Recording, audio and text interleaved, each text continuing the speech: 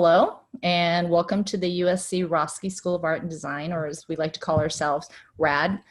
RAD's Lunch with Creatives. I'm Haven Lin-Kirk, and I'm the Dean of the school. And I couldn't be more delighted to be here today with our special guests, incredibly talented artists and creative, and a RAD alum, Richelle Gribble.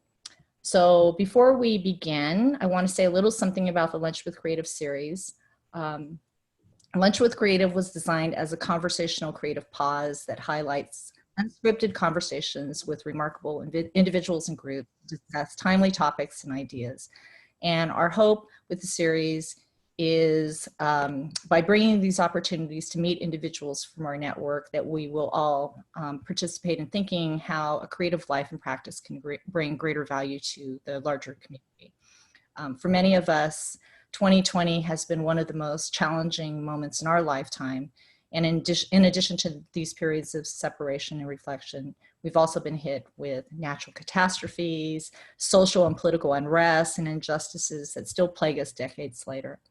It may be difficult to find balance and meaning that can exist in one's own creative practice and be reflected outside of our sphere. So for 2020's Lunch with Creative series, we wanted to focus on RAD alums that have diverse and unusual careers and creative trajectories, yet reflect the values that our school holds so important and close. Today we have Richelle Gribble. She is a multidisciplinary artist that graduated at USC in 2013. Her degree is a BFA in studio art, and she has dual minors in social entrepreneurship and marketing. So when I think of Richelle's trajectory, I'm reminded of her interest in networks and how systems work together. A very expanded view of the Trojan family network, if you think about it, and also her commitment to real interdisciplinary work and thinking. The curiosity that she brought to her studies and research while on campus was one of the many cornerstones of her current practice as an artist, straddling art and science fields. So Richelle's current work explores planetary connectivity, which means she's interested in life at all levels of living systems, organisms, social systems, and ecosystems, and how these networks and system-based investigations reflect the way human impact, technology, and environments have interacted and evolved. She's represented by the Jonathan Farah Gallery, and she's exhibited worldwide.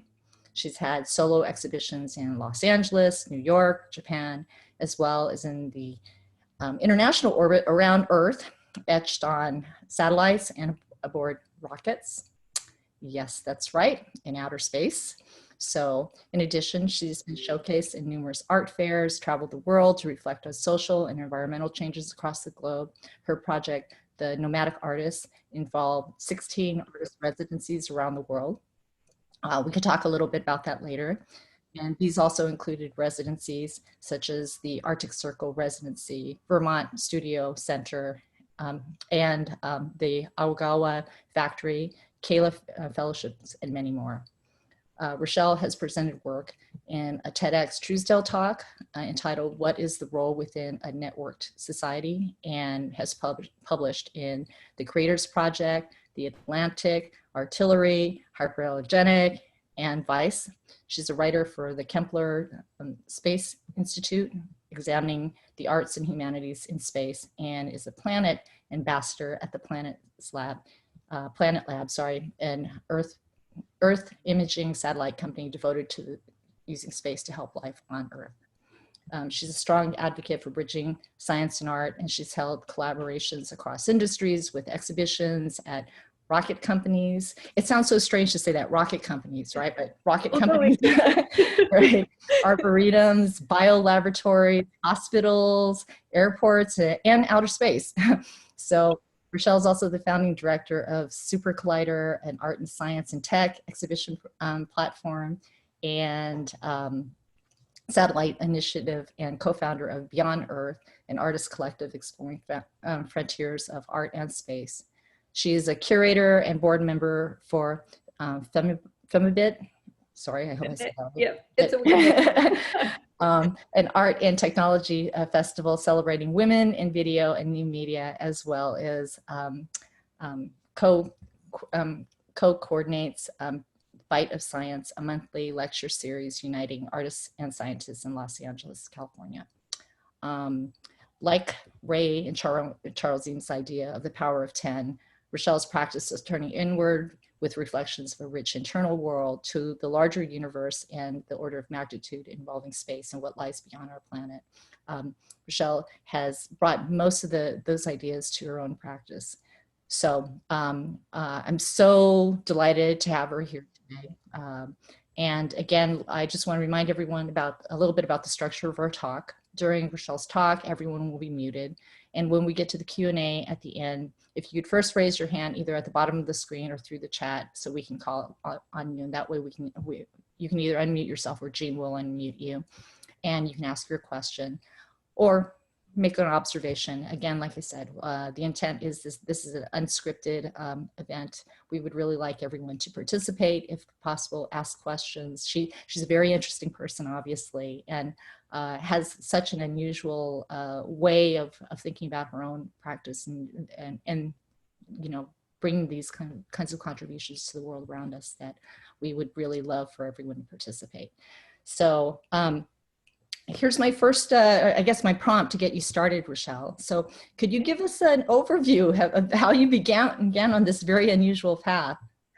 Sure thing. I'm going to mute myself too, all right? So yeah. So it has been a wild adventure and probably one that I wouldn't have predicted when I first started at USC, which would have been in 2009 because I graduated December 2013. And originally, I'm from a very small town in the mountains, and when I decided to go to USC, the size of my dorm was the size of my hometown with 3,000 people. And so just that first push of scaling from small town life to then coming to LA was kind of similar to what you're saying with the powers of 10, of constantly zooming out and kind of scaling as you grow. So I really chose USC because it provided access to take all of these classes in so many different fields. So of course I dove deep into my art studio classes because that's how I make sense of the world. And then just like a sponge absorbed from these other classes. Like one of my favorite courses was Social Ethics of Earthlings and Others. And I couldn't believe that I got to sign up for this class where we watched Star Trek and then really compared that to Kantian philosophy. And, you know, really found this interest in astronomy, but then also the social entrepreneurship program and fusing art with social impact. So that's really where I realized I get to have this kind of networked systems thinking in college by being able to be exposed to so many different things. I'm gonna mute myself. Okay, so I mean, obviously, you know, SC is one of such a wonderful environment to do that level of exploration. So your interest in systems and network and art and science, was it something you brought in with you, or do you feel that you developed it while you were in college? And how did this little interest that you kind of started off with when you were a student, I mean, how do you connect that with what you're currently doing? Because again, I know that, you know, launching artwork onto the moon, for example, and we can talk a little bit more about like a residency that was just announced that you're going to be involved with that replicates life on Mars, right? So I know that it was seeded while you were a student. Maybe you can talk a little bit about that. Absolutely. So I'm sure all of you who are current students or artists now post-college have had that experience where you step back and you look at all of your work and try to kind of identify what are these common themes that start to emerge. And when I was in school, I remember I was hopping between, you know, marketing classes where we were talking about social networks and systems of connectivity in terms of groups of people. And then I'd go over to my science class, and then I was looking at networks under a microscope and looking at just the way things are connected from that view. And I think that that was sort of a breakthrough for me as I realized that everything that I've been creating sort of has these hidden networks and systems within them. And that moment of like, oh my gosh, this is a science. It's graph theory, where you really start to identify patterns that exist in nature that have these sort of system, underlying systems architecture. So for example, I would look at, the radial structure of a dandelion and compare that to the radial graph of my social media friends and realize they have very common patterns. And so I think where my approach to science was really coming from this interest in seeing what other people might overlook, seeing the micro and macro scale, and really just like looking for unusual patterns. And at that point, I remember showing a lot of my work to scientists, and they would tell me that I was actually, showing different science systems. And I think that that was the breakthrough of, wow, these things really can go hand in hand. And this interest really has pushed me to want to be an explorer and to find these networks wherever I go. So I'll give you kind of an overview in my presentation, but I travel a lot doing artist in residence programs as a way to look at the systems and ecosystems of each place and identify what connects each community. And my upcoming residency is actually going to be in a Mars simulation. So I'm going to travel and do a NASA program with a crew of 6. And we're going to be living in this enclosure. And it's going to be pretty wild. But again, looking at what makes a sustainable habitat, how do we live off the land, how do we power the system using the sunlight, and all types of fun stuff. But I find that it's really important to always kind of place myself within that greater network. And yeah, it's just kind of become this obsession. I know every artist sort of finds that thing that they can't let go. And it's this recurring idea. And to me, again, with this idea of scaling from like small town, you'll start to see when I share my presentation that it goes from being very localized to zooming out and becoming more global. And now I'm really interested in that experience of zooming out as far as space and seeing how interconnected the world is.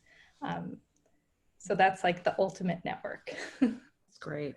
So do you want to go ahead and get started? We can kind of talk over it. How's that sound? Yeah. And again, if you have any questions, if you could raise your hand, and again, we're trying to make sure that we keep this a little bit more conversational, and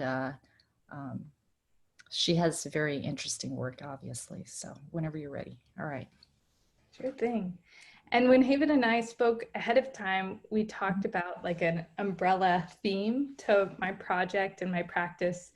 And I really think it is this notion that creativity is boundless and that the sky is not the limit. So again, as I started to kind of talk about this idea of the ultimate network, right? When you zoom out and you see Earth from above, you realize how interconnected it is and that it almost is like this living organism. And I was kind of brought to this idea just in my own practice, but then started to read this book called The Overview Effect, which is written by Frank White. And he coined this term after interviewing over 43 astronauts about their experience in spaceflight, and discovered that many of them have this overwhelming sensation where you realize that from up here, borders and boundaries disappear. Everything is really one interconnected system, and how empowering that is for the environmental movement, and also just in understanding your place within this greater system. So that notion of the overview effect has really been kind of this backbone to my practice. Oops. And I really love this idea that the rare scholars are nomads by choice and are essential to the intellectual welfare of settled disciplines. I came across this quote right when I finished school, and I started to apply to artist in residence programs. And it was that idea of using my art to basically be able to go to these different locations and reflect those localized ecosystems and communities. So since 2013, I've spent about the last 4.5 years traveling to back-to-back residencies. So I'm about to do my 18th residency, which means you're applying to a lot of things. You're sending out a lot of applications, getting a lot of rejections at the same time. But when you snag, for a year, then you really can live the nomadic life. And this has brought me all around California, to New York, to Maine, Vermont, Iowa, Wyoming, Washington, Japan, Arizona, near the North Pole, and now to space. Space, real space, and a simulation of space. So through this journey, I found it was really important to record what I was witnessing, which is almost like, a scientific process where you're really documenting everything that's around you. What are you noticing? And that's when I launched this project called The Nomadic Artist, which has this blog and really reflects that journey. And it was that eureka moment when I realized that my art has really always been my passport to other places and locations. I mean, my art is what brought me to USC. My art is what brought me to Japan. And that kind of moment made me realize just how it really does become this access point to places where you don't even speak the language, and yet you can really connect with other people there. And then especially this notion of expanding my worldview. So small town to now being able to travel internationally quite often, and then even create artworks for space. So it's really about that notion of looking at how interconnected our social networks are, our ecosystems and communities. So this is just a peek at one of my recent shows called Anthropocene, which is really looking at human impact on the environment. And I wanted to just give you a glimpse at like what this exhibition looks like, because many of these pieces were created in various locations. So as I do these residencies, I'm building for these larger showcases to kind of give this background or this trace of where I have traveled, where I went.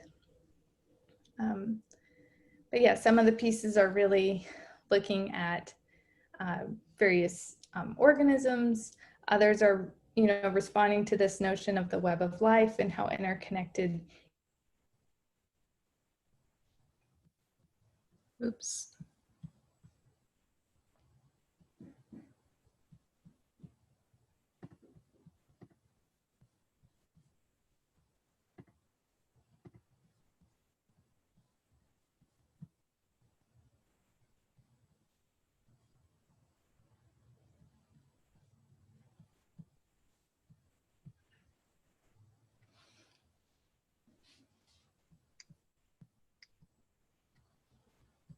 Oops, I think we lost her. Yeah, it looks like she's offline, but we'll be coming back on soon. All right. Yes, the precarious nature of Zoom. Oh goodness, I'm back. It's okay. So what you just experienced is what most instructors experience when their slide carousel or something, or technology fails them briefly, just FYI, right? So have sympathy for for professors, because we get used to this. So. Oh my goodness, of course. Sweating and yeah. Great. All right. Oh man. Well, I'm not sure if you heard me talking about this, but this is the tall ship Antigua, where we had about 20 artists and scientists aboard this ship. And here we would explore above Svalbard. So we'd go about 10 degrees south of the North Pole, and we would dock and do these landings where we hop out and we're able to make artwork using glacial ice. And here I'm working on various cyanotypes at the landing. And it's really that process of trying to collect as much information as you can, because we'll hop back on the boat and go in another location shortly after. And it's just a wild, immersive experience. I mean, so many people ask me, why do you have to go to the Arctic to be able to start making paintings of glaciers? And I think there's just something extra that happens when you're fully immersed and you are in touch with the elements. You hear the sounds of glaciers cracking and popping. It actually sounds almost like Perrier in a cup. And I couldn't believe it. And it would take over the entire ocean with just this fizzing sound. And, you know, the smell in the air was just incredible. And when I was traveling there too, the sunsets. Oh no, we may lose her again. My palette, a lot of blues and greens, but actually the skies were rainbow for most of the time.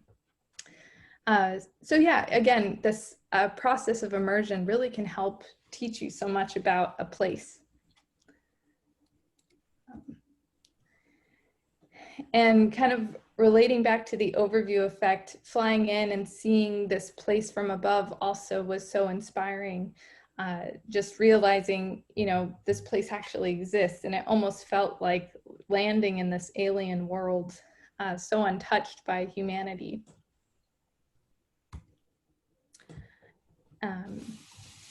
And we would see so much wildlife. I don't know if you can see the Arctic fox kind of hopping into the frame, but it was pretty exciting to see so much wildlife and then respond to that with an artwork. So I started to make these ice bears and create these time-lapse videos of these polar bears kind of dwindling and disappearing into the landscape.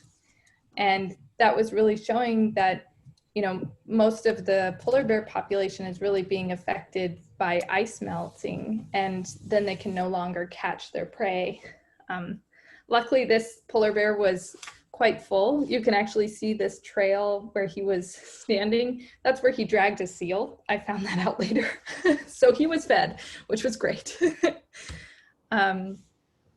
And then again, just getting out there, collecting all types of materials and making some more projects. But something that surprised me in the Arctic was traces of humanity. And I found so many different plastic pieces along the glaciers and discarded on the shores. So I ended up doing drawings of these Arctic environments. And then now I've animated them into this short film. So I'll give you a glimpse. I just finished this project.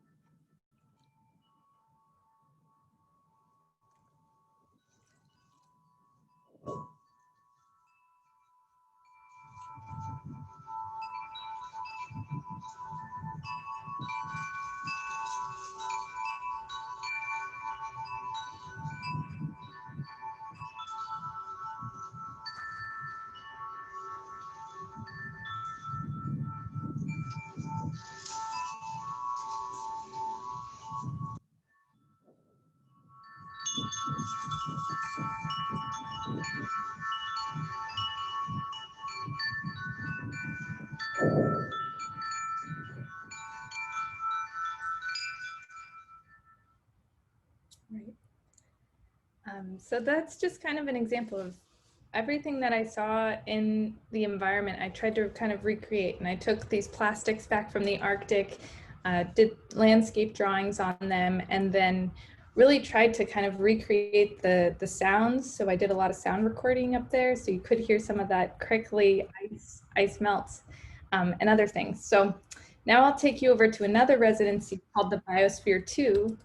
And this is actually created as an Earth biome simulation. So back in the early 90s, there were 9 biospherians that went into this enclosure to see if humans could actually rebuild an atmosphere and a ecosystem that was all enclosed and sustain living beings in this space for years to come.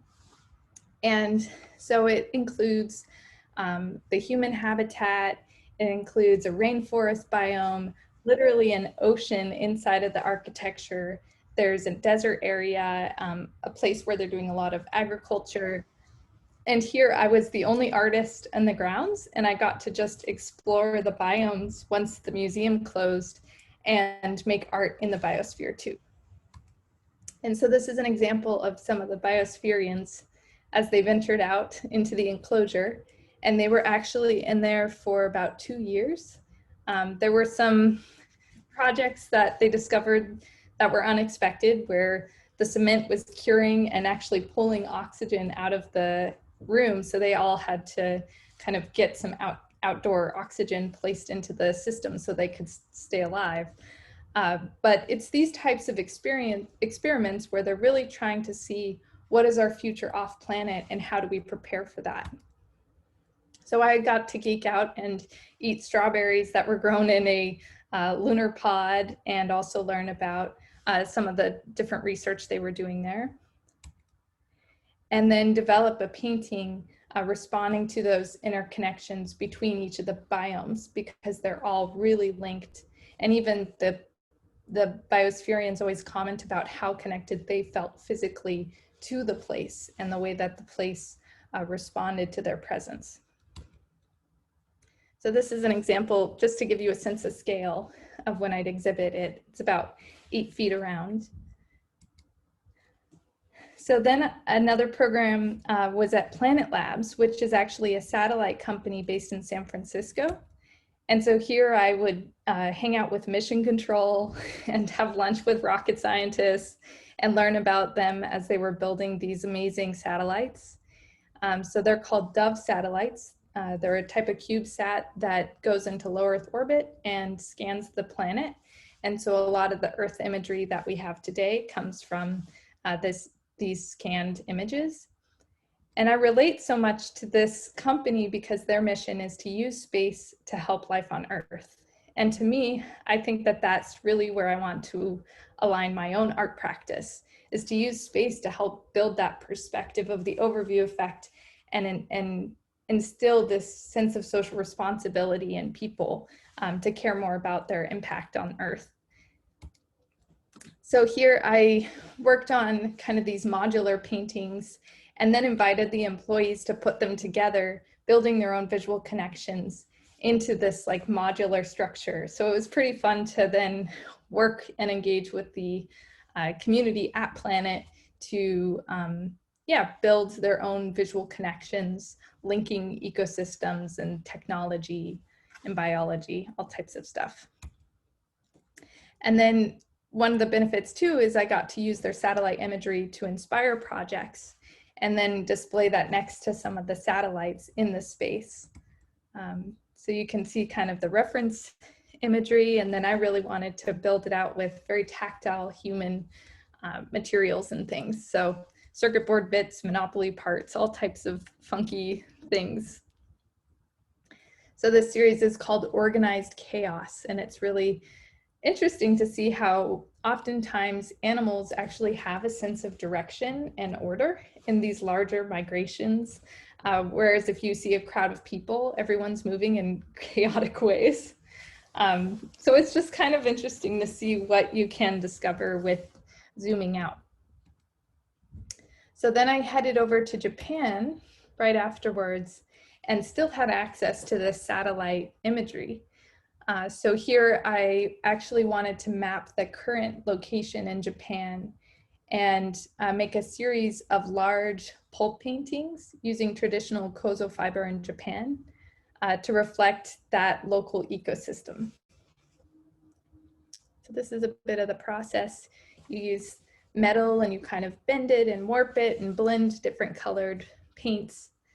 But what was particularly interesting about this process is all of the kozo fibers were collected and harvested in the mountains, and the materials were all grown by the rivers. And so it was this beautiful process of recreating the land made from the land.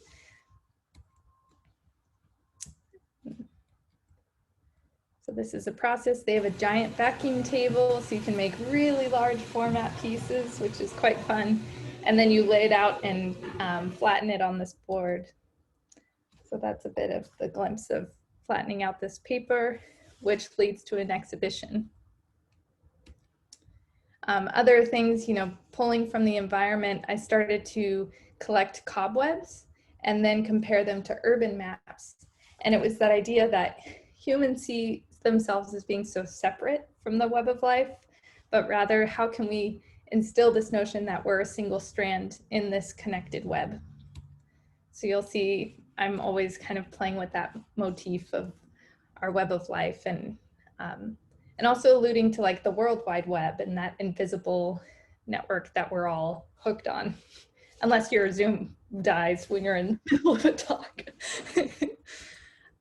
Okay, now we'll shift over to relativity. And Haven, I feel like I'm covering a lot here, so if we're maybe all good. It's okay. Push you to the end, and then we can do a lot of questions. Yeah. Another initiative that I did was at Relativity Space, and they're 3D printing rockets for spaceflight. And so here I was able to develop some larger works for that company at headquarters. And again, they really want to show this evolution of technology in their company space. So this piece really kind of fit with showing this evolution from molecular structures to migrations of animals to the development of technology and transportation, all the way to social networks, and then zooming up to space. So this piece itself is called Overview, and it's quite large, 8 feet by 18 feet, to really give people that overwhelming sensation of seeing how connected and vibrant the world is. This is another piece, again, where it's a modular puzzle, and people organize it almost like a mind map, building those visual connections from oceanic life to plants, fauna, and flora. And this also is in one of their office spaces. And then I also started to introduce images of Mars. So you're gonna see this like slow hinting at my next journey. And this project I just finished, it's in collaboration with an artist collective that I'm a part of called Beyond Earth. And we were asked to do a large scale hanging sculpture in this space. And we dove deep into research about early avionics. So we were looking at the flight of a winged maple seed, because that has a beautiful flight pattern. And seeds were actually used when developing the first planes and helicopters. And so they were instrumental in our first technology development for flight. So we started to look at various fun flight patterns and noticed that these actually fall in a giant spiral. So we completed this large scale spiral sculpture tracking the flight of a maple, and we're suspending it. And so it's going to be hanging and rotating. So here's a glimpse at it moving around.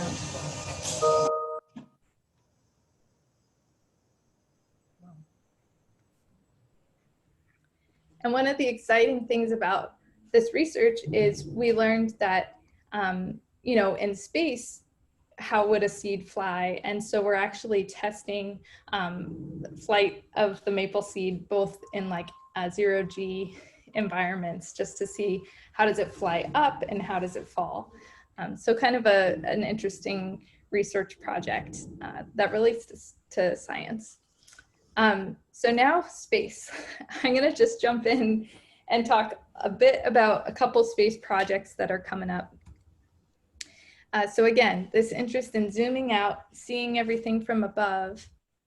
I got my first opportunity to make a small artwork and fly it aboard Blue Origin spaceflight in 2015.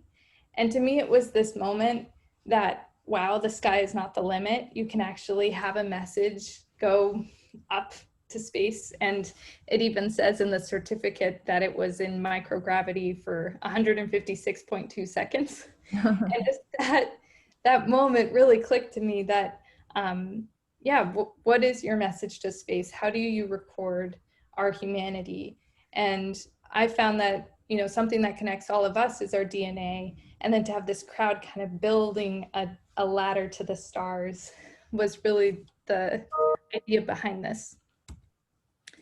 So then at the satellite company, I was asked to make artwork and put it onto 4 Dove satellites that are orbiting Earth right now. And again, it's thinking of that message. And for me, I wanted to relate to that idea of interconnection, making these continuous line drawings of crowds of people. So here they are being discharged from the ISS, and then the wings kind of come out once it's out there. And then Haven, we had talked a bit about this prior, but during COVID times, some artist friends and I launched this initiative called the Great Pause Project. And we're really just interested in crowdsourcing content from around the world about people's experience during COVID, because this is a global experience. And one of the projects that we started was inspired by what's called earth gazing. And it's when an astronaut's viewing the Earth from above in the cupola of the ISS and really reflecting on what it means to be connected. And in the first few weeks of COVID, I realized that my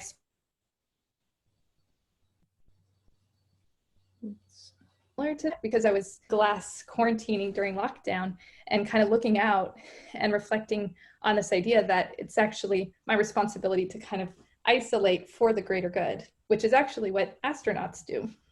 And it's been beautiful to receive entries from around the world. We've got submissions from France, Brazil, India, Los Angeles, and amazing to see other people's views from their homes during quarantine. So this connection of the quarantine experience related to the astronaut training is something that's really interested me. And I'm just gonna admit it, I really wanna do an artist in residence program in space. It's just something that I've got it in my mind. I've had it in my mind for the past 7 years. And I've been talking to a lot of astronauts, and they've been telling me about the training process. And I also work closely with Frank White, who coined the overview effect, and I'm getting a master's certificate right now in human space settlement, which is pretty wild. It's my days during quarantine have actually been amazingly interesting, and I've learned a lot about space. But I was actually accepted into this high seas program. I just found out last week, and I'll be venturing to Hawaii to a research station used by NASA called High Seas. And we'll be in a crew of 6 and living in this enclosure, and it's going to simulate Mars. So any kind of communications I have outward will have a 20-minute delay. We're eating all dehydrated foods. Anytime we exit the pod, we have to wear a spacesuit, which has a comm system. And I'll be doing research in the lava tubes, because actually our first settlement off planet will be in caves, which I find is like such a beautiful symbol that humans are returning back to their origins. And there's a lot of caves on the moon and on Mars. And they would do that just to protect a lot of their equipment. And so the first thing as an artist that came to mind was, oh my gosh, we have to get cave paintings on these walls. Like, what is, I mean, if that's going to be what we're returning home to, wouldn't that be amazing to be an artist painting in those caves? So I'm working on actually an AR feature to illuminate the cave walls with paintings, since I won't actually paint the walls because it's a historic area. So tempting. And then we've also secured a space flight to send artwork that sequence into DNA.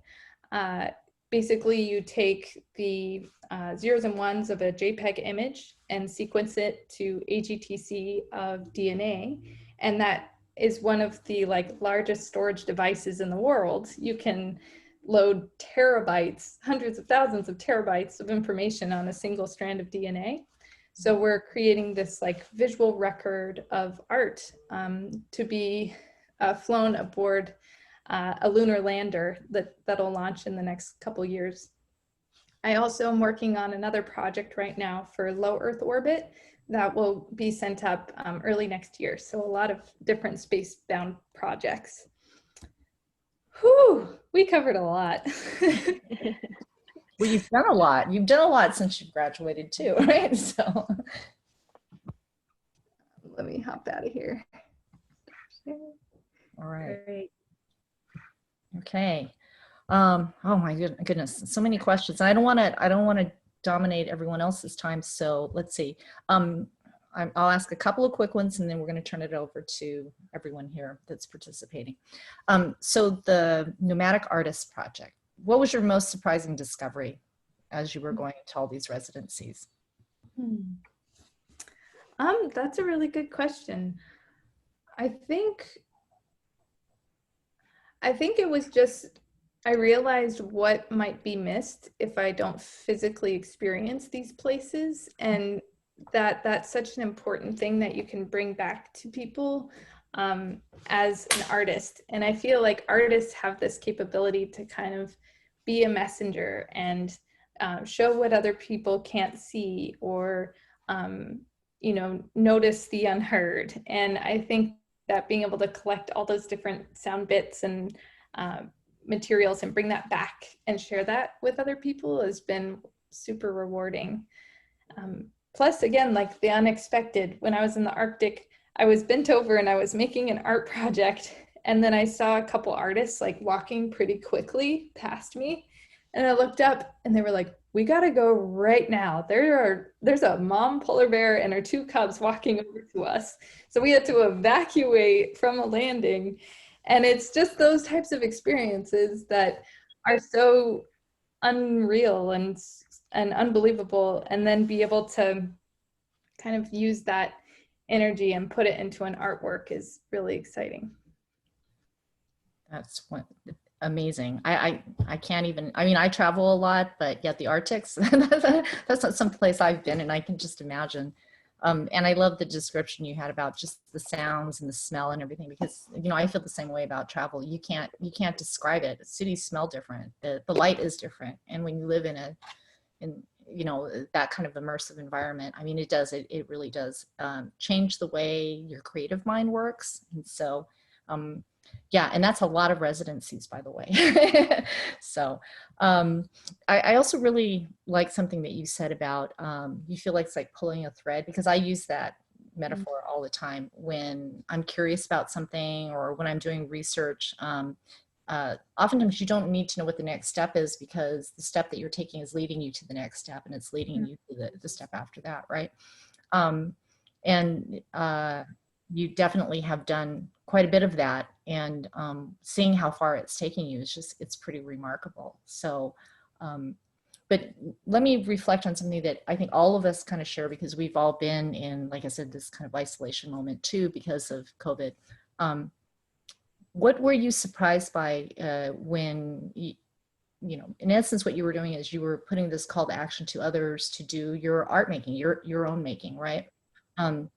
What did you learn from watching others, you know, kind of do your practice? It's a wild experience.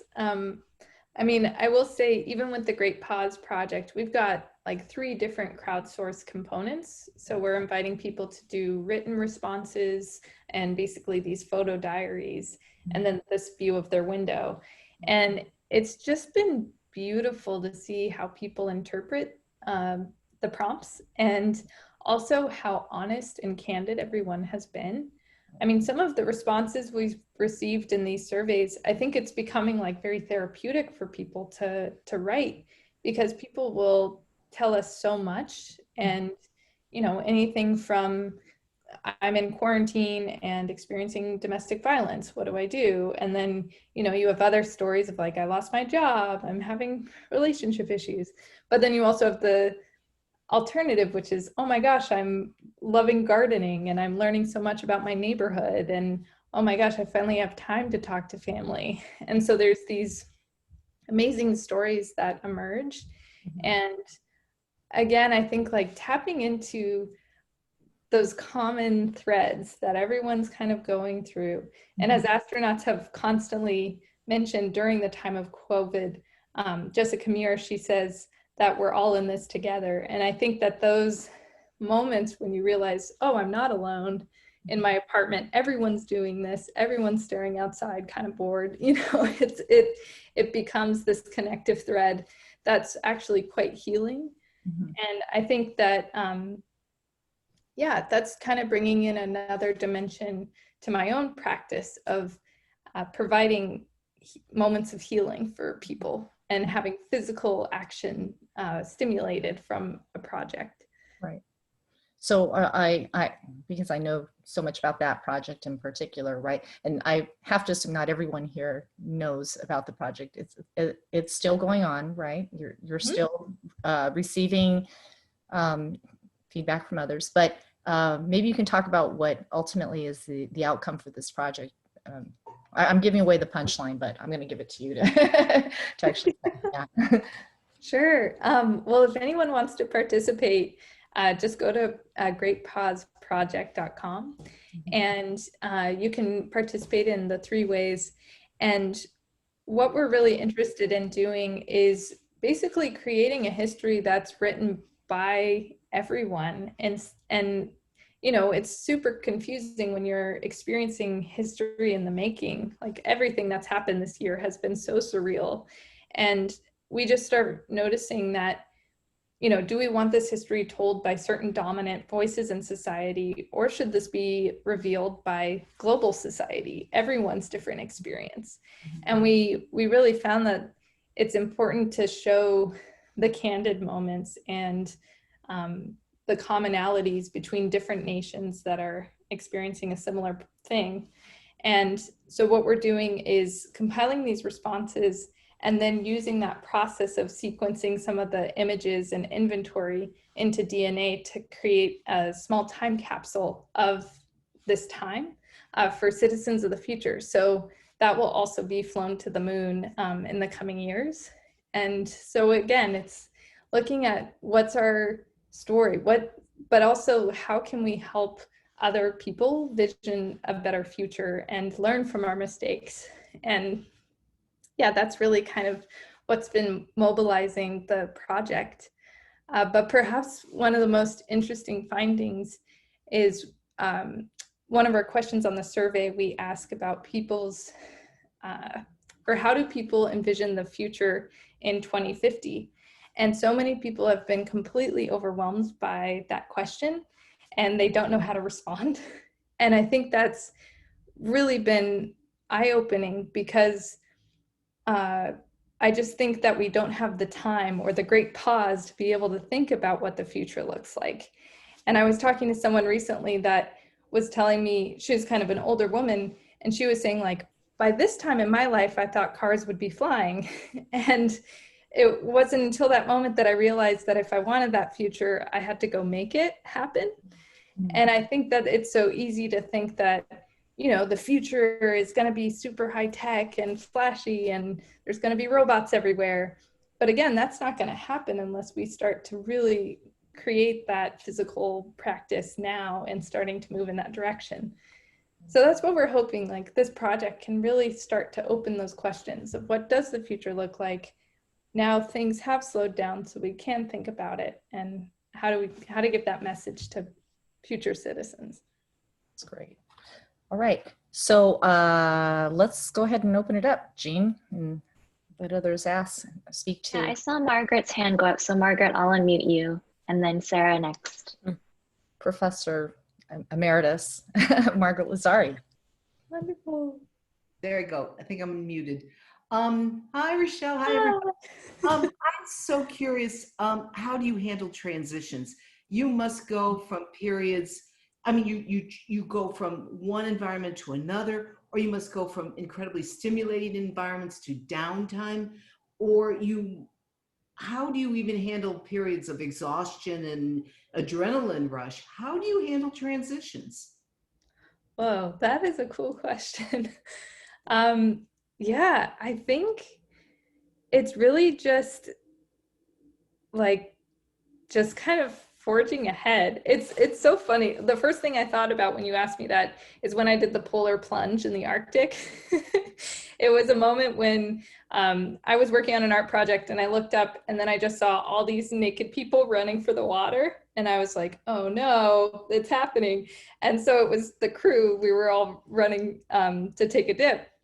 So I would just I didn't want to get in, but I was like, this is my moment. I need to go skinny dipping in the Arctic, because when else would you do that? So we all did the polar plunge. You keep your smart wool socks on and you just run and fall, and then you come out and then you put on your layers. It's pretty wild. But I think that just that moment of excitement to just go for it, that's just always been my process in life. And I think it's just, I feel just this sense of urgency to go out and explore and do things while my body can and while I physically can. And I think that maybe something that has always really pushed me to go and travel so much is because I'm from a small town, and it always seemed like such a big move to go do that. So it's just always challenging myself to do it and overcome it. And I think there's something really exciting about kind of facing your fears in a way and moving forward. But let me think. So rest, where does rest fit in? I think, yeah, I mean, there's certainly a month or so in between residencies where I can come home and rest. But there was a time when I literally would come back for 2 days and pack my suitcase and then leave again. And I think it really was just using those transition points of being on the plane and reading a book. And, I deep dove into an Arctic book on my flight there, and just letting the world just kind of show you what it needs to, I guess. It's almost nice to,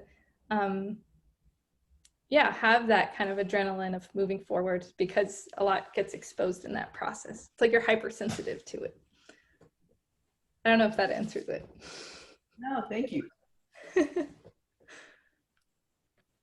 So I think Sarah? I wanted to know, where is your favorite place you've traveled to, and for what reasons? Ooh. I would say, again, my favorite place so far was the Arctic. It was just an alien planet. It was so incredible to see someplace that has no trace of modern life. I just remember watching a polar bear and being like, that polar bear has no idea that there are planes and that there is freeways, and it's a place that's been untouched. And I feel like there are such few places like that now on Earth. So that was a pretty surreal moment. And then also the connection to space, seeing the northern lights and everything was pretty phenomenal. Just thinking about, your connection to space here on Earth. And as Buckminster Fuller always says, we're on a spaceship. We are ourselves astronauts now, even though we don't consider it because we're on Earth, but we're also flying through space. So yeah, I would say that the Arctic felt oddly otherworldly, which was quite unexpected. Cool. So, oh, go ahead. Go ahead, Sarah. Did you have No, more? no, I was just saying it's cool. And it also reminds me of, there's this new show on TV called My Octopus Teacher. I'm not sure if you guys have heard about that, but it's about a guy and how he relates to this octopus over a year. And it's how the octopus is totally opposite than a human. And it reminds me a bit of how the Arctic for you was very opposite of what you're familiar with, and like how you can find harmony within that, and similarities and differences and stuff. I love that. That sounds like something that's right up my alley. So I'll definitely watch that. It's very good. Actually, I think I watched it in one of my little binge moments. Yeah.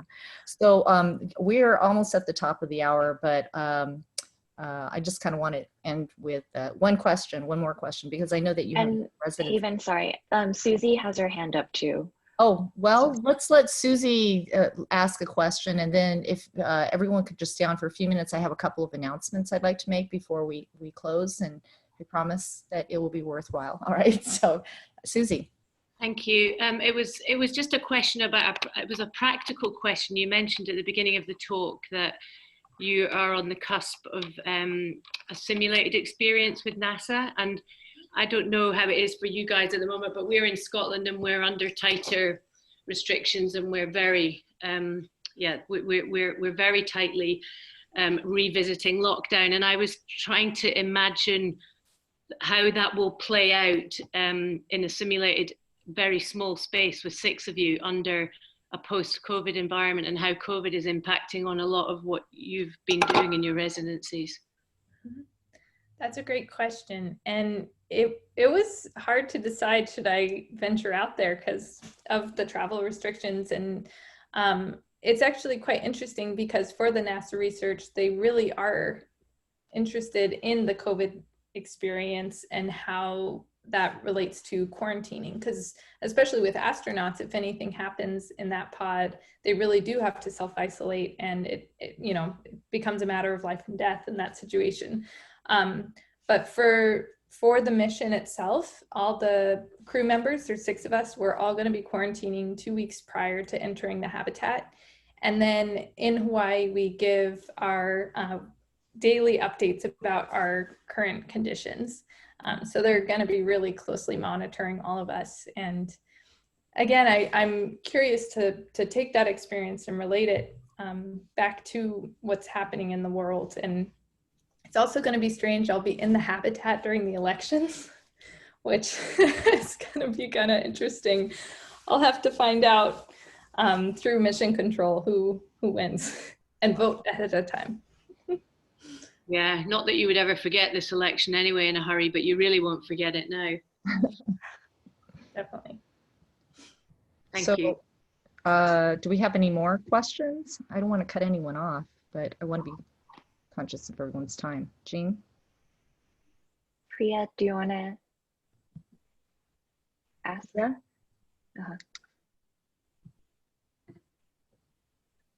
Okay, sorry, I don't want to like go too over, but I was really interested by the way you were talking about like these organic forms and how it's like organic connections very easily are translatable to human connections. Do you ever explore connections that are broken? Especially, I just recently graduated from USC, but you were talking about how basically after you graduated, you started going on these fellowships and like grants and things like that.